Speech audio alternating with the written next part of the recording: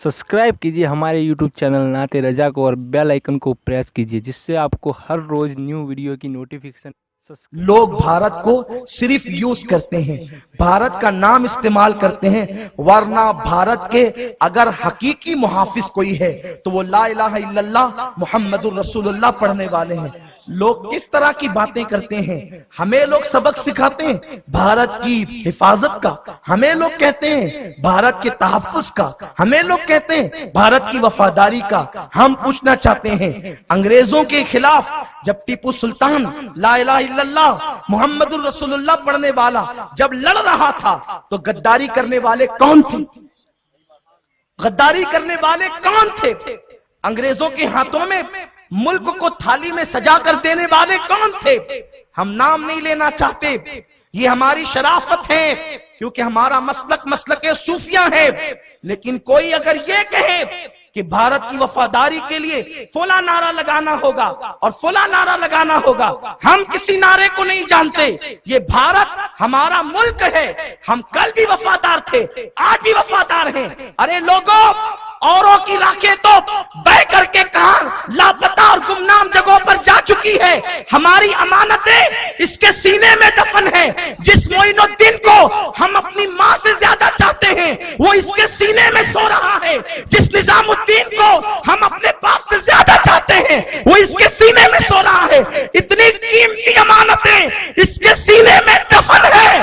भारत से बगावत भारत से नहीं, भारत से बाद में है। पहले मोइनुद्दीन अजमेरी से बगावत है, निजामुद्दीन महबूब इलाही से बगावत है, मखदूम अशरफ से बगावत है, हजरत कुतुबुद्दीन से बगावत है, साबिर कलियर से बगावत है। तो सुनो, अगर हम ख्वाजा के हिंदुस्तान का नारा लगाते हैं हमारे लिए यही काफी है, यही काफी है। और हिंदुस्तान किसी के बाप का नहीं, वो हमारे बाप का है। सुभान अल्लाह, सुभान अल्लाह। ख्वाजा का हिंदुस्तान, ख्वाजा का हिंदुस्तान, फैजान गरीब नवाज, वो हमारे बाप का है, इसलिए कि हमारा बाप आदम अरब जाने से पहले हिंदुस्तान आया था और हिंदुस्तान उसने कदम रखे।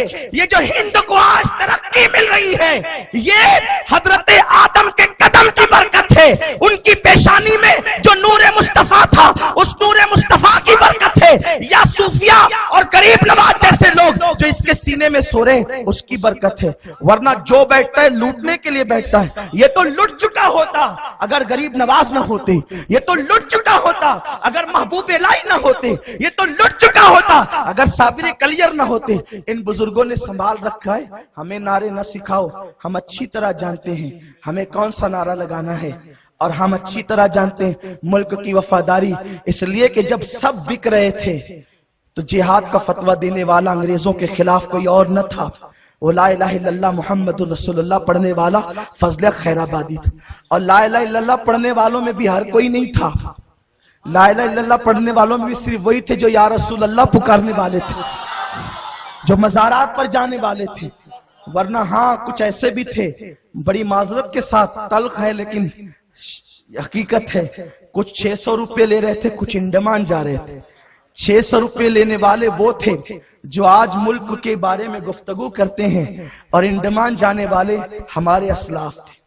बहरहाल ये गुफ्तगू बहुत तवील हो रही है, मैं गुफ्तगू को इख्तिसार करना चाहता हूँ। और हज़रत ने उन्वान भी दिया था, लेकिन क्या करूँ, अपने इसी उन्वान पर मैं मुकम्मल तौर पे गुफ्तगू नहीं कर सका और टाइम शॉर्ट हो गया।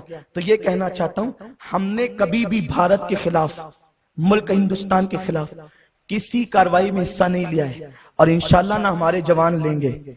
यार, जिनको अपने बच्चों के मुस्तकबिल की फिक्र है वो क्या किसी की बगावत। जिस कौम की गुर्बत का आलम यह है कि वो अपने बारे में नहीं सोचते, वो मुल्क के तखरीब के बारे में क्या सोचे। जो अपने पड़ोसी के खिलाफ नहीं सोचते वो अपने मुल्क के खिलाफ क्या सोचेंगे। आप जियो, जीने दो। मोहब्बतें हमने तकसीम की थी, तकसीम करने, तकसीम करते रहेंगे।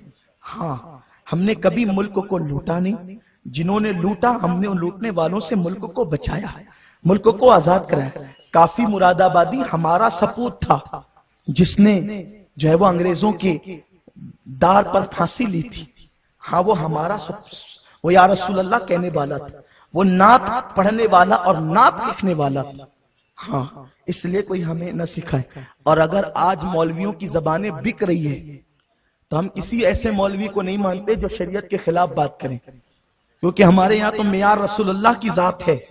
जो उनके मुताबिक बोलेगा वो अपना है, जो उनके खिलाफ बोलेगा अपना है।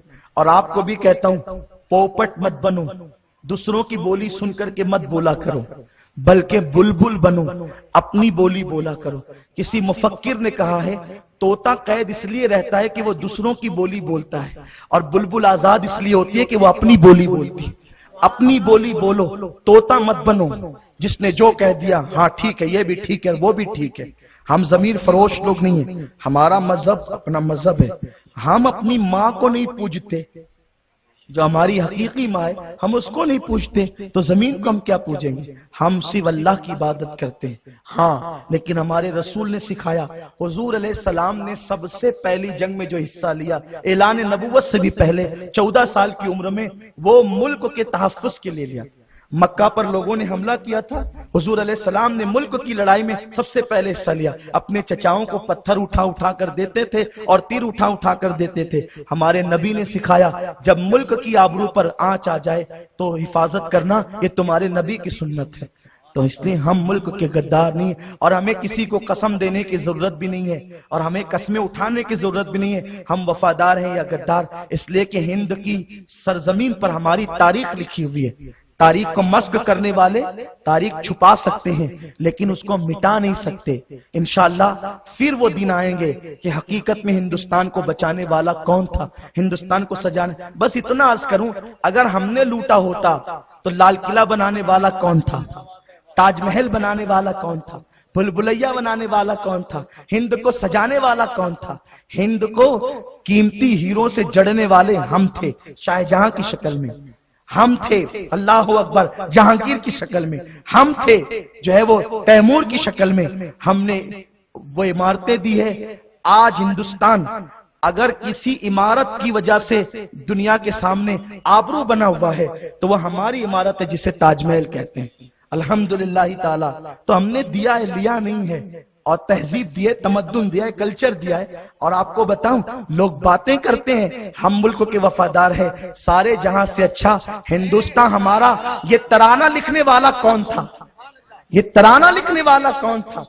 सारे जहां से अच्छा। हालांकि हम मुकद्दस मकामात के इस्तिस्ना के साथ पढ़ते हैं, सारे जहां से अच्छा हिंदुस्तान हमारा। लेकिन इसने जिसने लिखा था वो लाहौर का कलंदर ही तो था, जो या रसूल अल्लाह भी कहता था। दाता की बारगाह में फजर की नमाज पढ़ने भी जाता था। जो रसूल का वफादार होगा वो सबका वफादार होगा। बहरहाल यहाँ चूंकि नौजवान बहुत कंफ्यूज है, ये कह सकते हैं कि नहीं, वो कह सकते हैं कि नहीं। अरे भैया, हमारे यहाँ तो नारों पे भी पाबंदी, हमारे यहाँ तो नारों पे भी पाबंदी है। जब हम अपने कायदीन के नाम के नारे नहीं लगा सकते, तो ये इधर उधर से आने वाले नारों को हम क्या लगाएंगे? हम तो बहुत मोहतात लोग हैं, हम तो बहुत एहतियात और तहजीब के दायरे में जिंदगी गुजारते हैं।